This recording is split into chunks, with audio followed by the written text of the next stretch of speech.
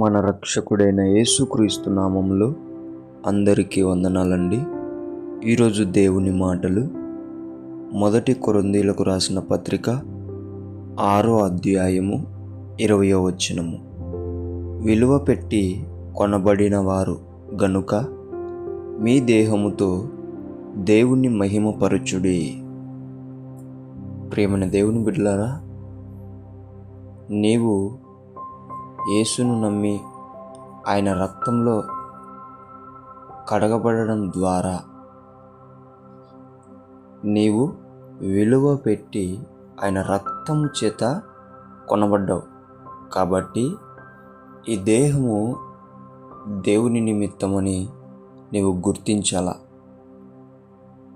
ఈ దేహము చేత పాపం చేయకూడదు, కానీ దేవుణ్ణి మహిమపరచడం మన బాధ్యత.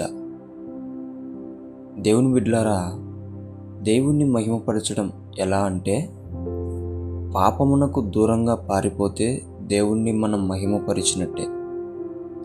అలాగుననే చేతుల ద్వారా చప్పట్లు కొడుతూ దేవుణ్ణి మహిమపరచవచ్చు.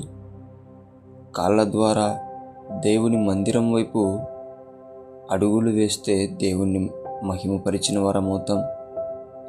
మన నోటి ద్వారా దేవుణ్ణి స్తుతించినట్లయితే మనం దేవుణ్ణి మహిమపరిచిన వారమవుతాం.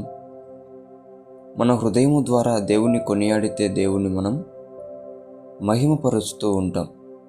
ఇలాగా మన దేహంలో ఉన్న ప్రతి విషయంలో మనం దేవుని కోసం వాడి దేవుణ్ణి మహిమపరిచే బిడ్డలుగా మనం తయారవుతే అప్పుడు ఆయన పెట్టిన విలువకి, ఆయన కొన్న ఈ దేహమునకు ఒక అర్థం ఉంటుంది.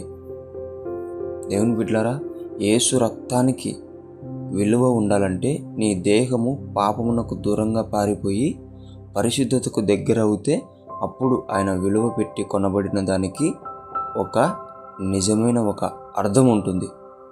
అందుకే దేవుని బిడ్డలారా, నీ దేహాన్ని జారత్వము వైపు కాకోకుండా, పాపం వైపు కాకోకుండా దేవుణ్ణి మహిమపరచడం వైపు త్రిప్పుకొని జీవించాలని దేవుని పేట మనవి చేసుకుంటున్నాను.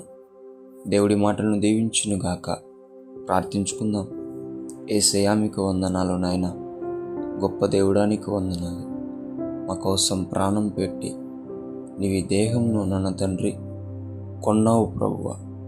ఈ దేహం పాపం నిమిత్తము కాకోకుండా నిన్ను మహిమపరిచే నిమిత్తం వాడబడులాగున నీవు మమ్మల్ని అందరినీ ఎన్నుకున్నావని మాకు తెలియజేశావయ్యా.